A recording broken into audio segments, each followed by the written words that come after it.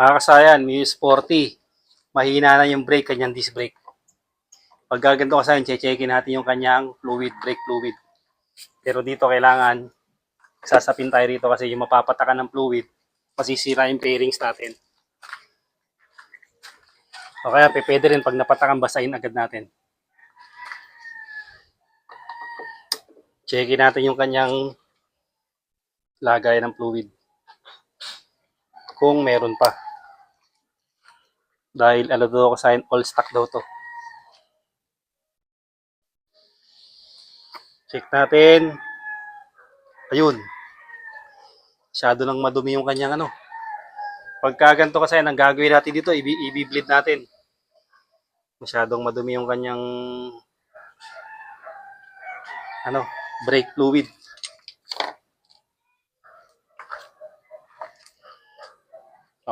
Pansinin nyo kasi, Ang gawin natin dito, lilinisin muna natin. Kakuha lang tayo ng basahan para malinis natin to bago natin siya i-drain. Kasi kung papababain natin to, baka magbara naman kasi madumi. O linisin muna natin to. Ito na kasi, nalinis na natin. Tapos dito, luluwagan natin to. Tanggalin muna natin yung takip.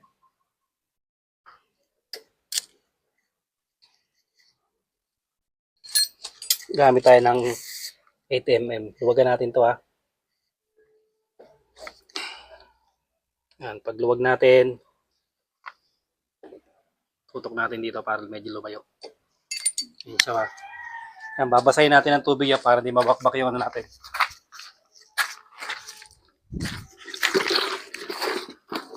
Para di mabakbak yung ating pintura. Yan, ha. Kailangan natin linisin yung ano natin dyan, ha. Tsaka sa'yo na. Ayan, malabas na yung ano yan, ha. Ayan, tumutulo na siya doon.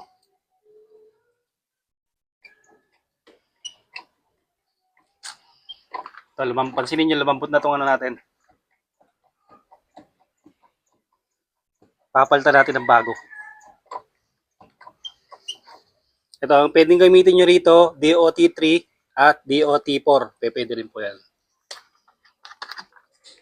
Sarinan lang natin.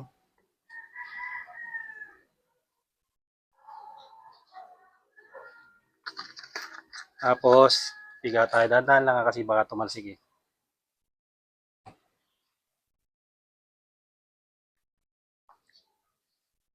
Doon, nagde-drain tayo doon, ha. May mga dumi-dumi pang lumalobo, pumupula, pa natin dito.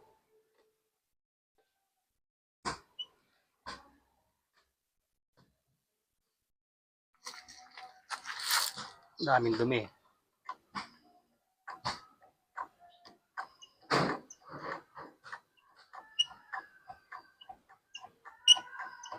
Kung mapapansin nyo, nagkukulay yung may maraming dumi.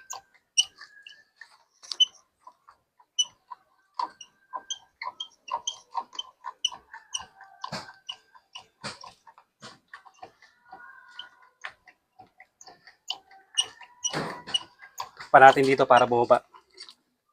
Pitan natin. Pitan muna uli natin. Pabababain natin yan.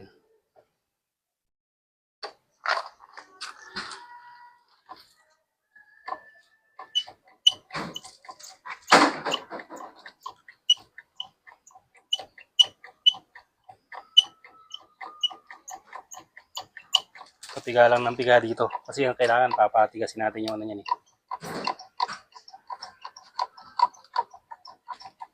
Pati yung takip nito, nilinis na rin natin, ha. Ito.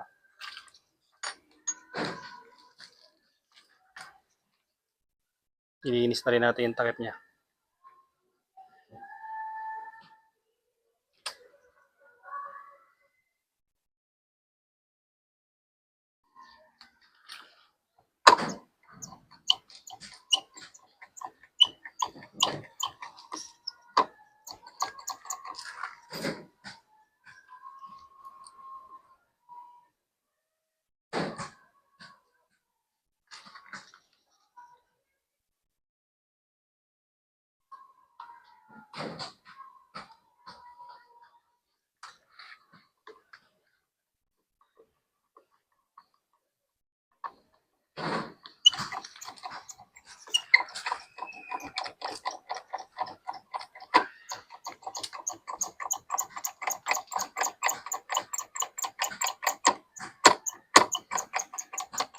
Tiga lang ng tiga hanggang sa umano siya, bumaba. Kailangan kasi madagdagan natin ng fluid yan. Mapalitan natin ng bago.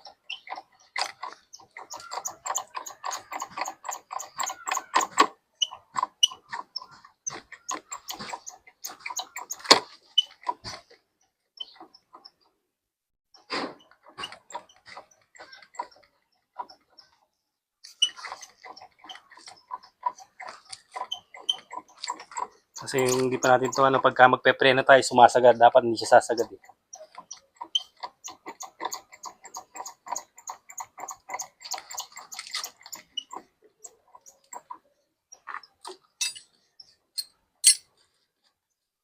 Open ulit tayo rito ng 8. 8 natin. Ito.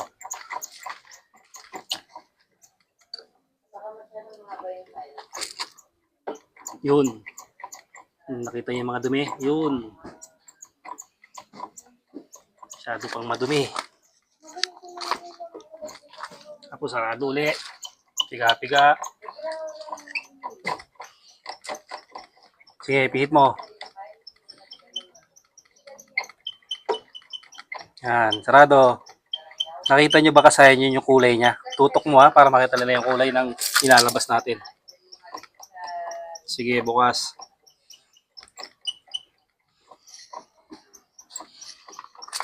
Stop, saglit.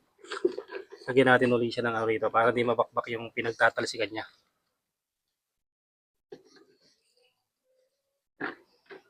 Lagyan na rin natin to. Mababakbak yung pintura lang matatalsikan ng ating fluid.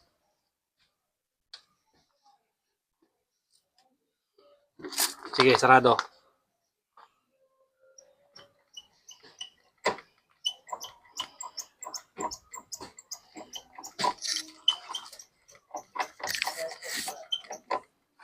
Pansinin nyo kasayan dito, tumigas na siya.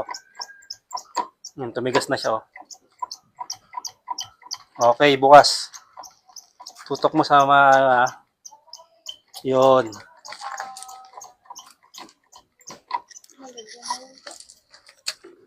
Ilang slides to? Baka kami hindi natin ito. Halo kung bago yung ano nyo, agapan nyo agad yung mga pairings nyo ha. Babakbakin ng fluid yan. Malakas sa bakbakan yan.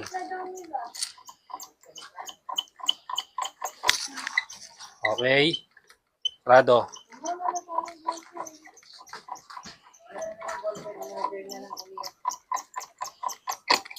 Okay. Bukas.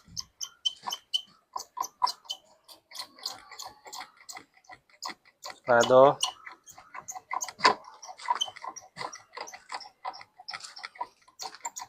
Sarado lang gusto. Okay. Ilalagay na ulit tayo.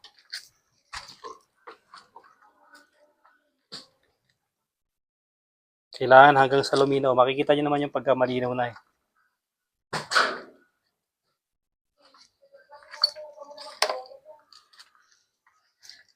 Sarado.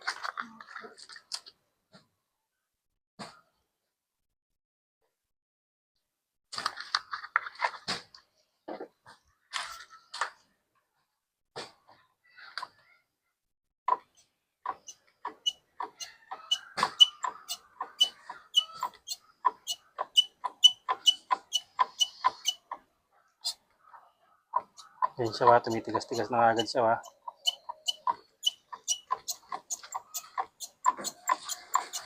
Okay, punta tayo sa baba. Okay.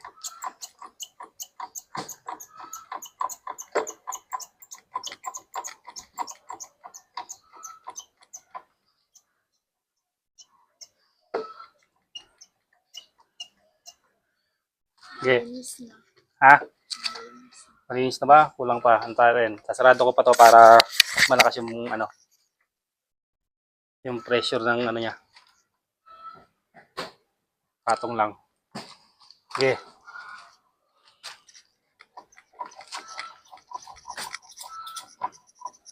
Okay. Okay.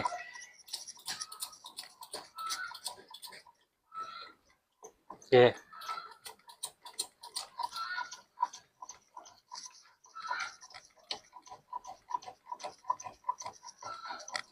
Okay. Hop.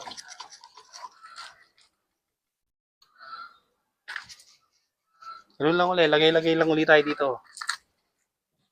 Nakasarado?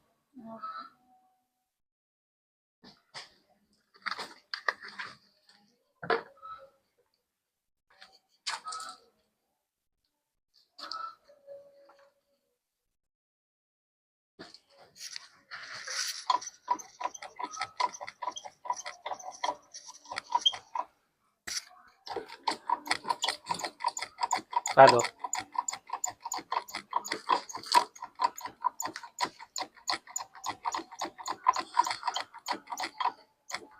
Okay. Bukas.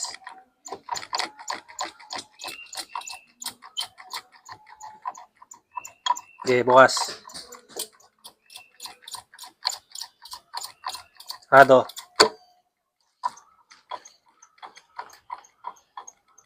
Bukas. Yung kulay na. Sarado.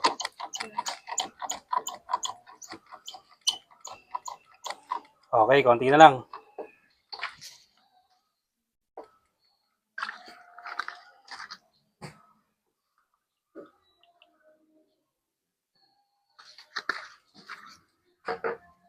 Sarado dyan ha.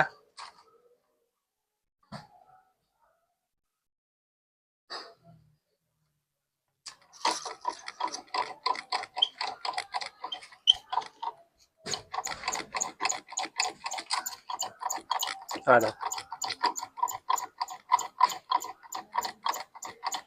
Open. Sarado.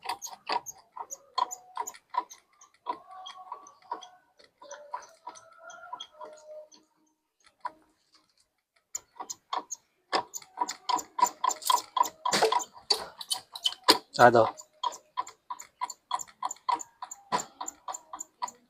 Open.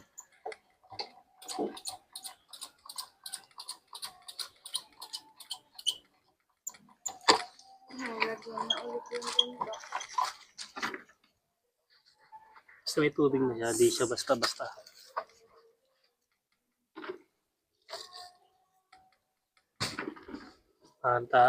Anti-bakbak. Tapos, final na natin to.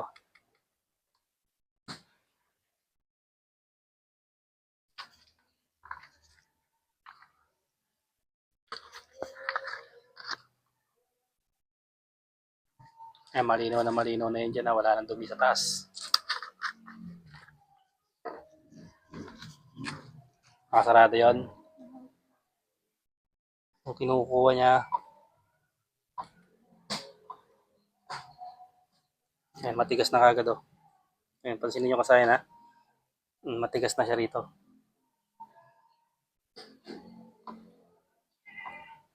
Kanina pag bumuluwak siya, mapapansin niya madumi. Ayan kasayan, malinis na siya. Okay, tatakpan na natin siya.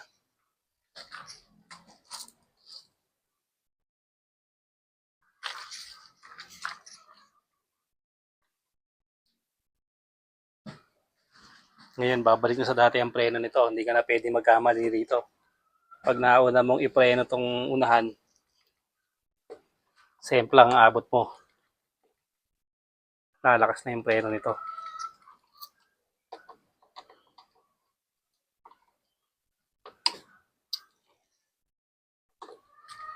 Pag yung lang higpitan ito mabuti, ayun, tamang higpit lang. Kasi mahirap tanggalin siya pagka napahigpit niya ng mabuti. Kasi yung pinaka-fluid, dumidikit din sa kanya.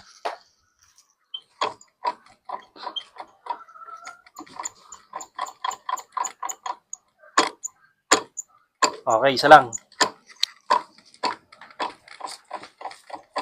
Isang open lang. Tapos okay na yan. Palabas lang ng hangin. Tapos sarado agad.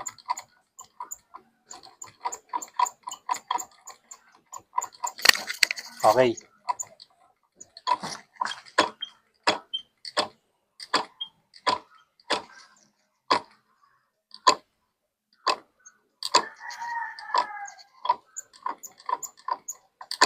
Okay, angat. Paikutin mo.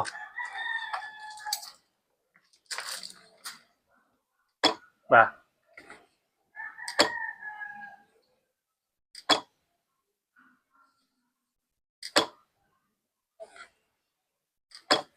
Ikaw magpiga dito. Pigayin mo to tapos na-testing ko kung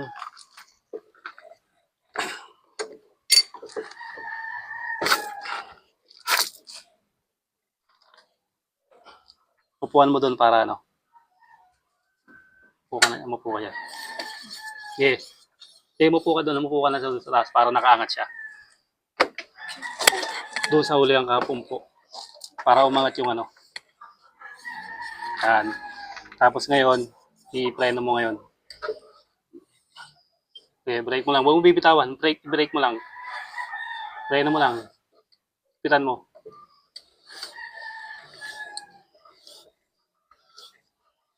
Higpit na yan. Kulang pa. Pagka ganyan, kulang pa. Isa pa. Isa pa tayong bleed. Hintayin natin mabuo yung talsik, tsaka natin sasarado ha. May butas naman to rito eh. Sige, ikaw na magano.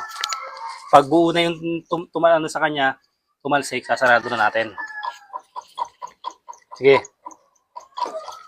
Yan. Wag mo na siyang i-off, ibuksan mo lang.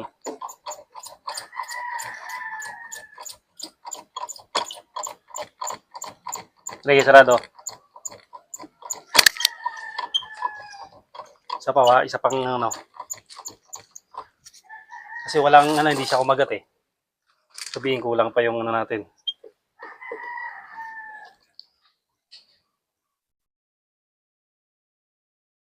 Dapat hindi siya kayang pigilan pag pinaikot natin siya.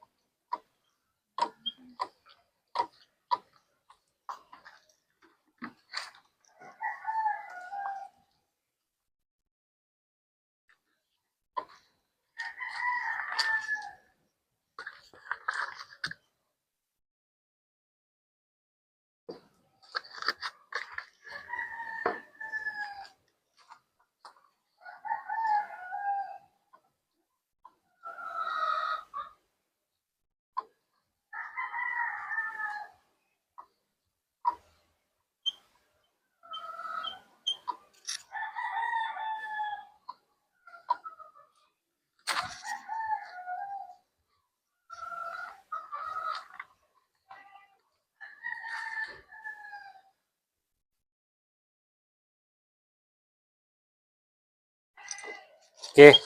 Isa lang. Okay, okay, sarado.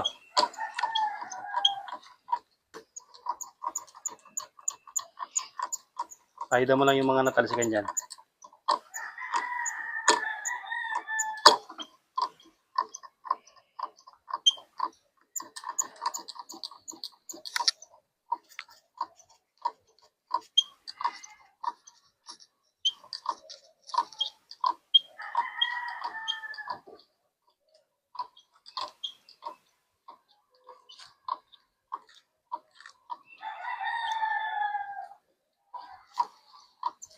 Okay, open. Last one. Okay, sarado agad. Isa pa. Pag ganun, pag talsik niyang isang buo, sarado mo na agad. Okay.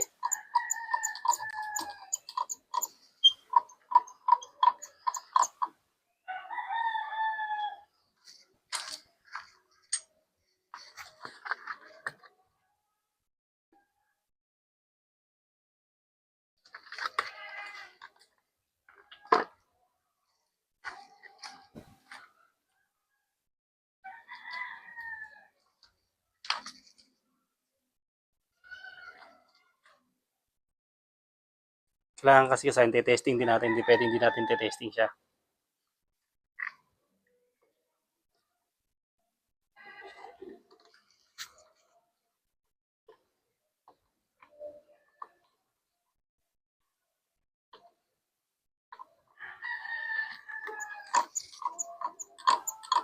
Okay. Balik ko din sa dati.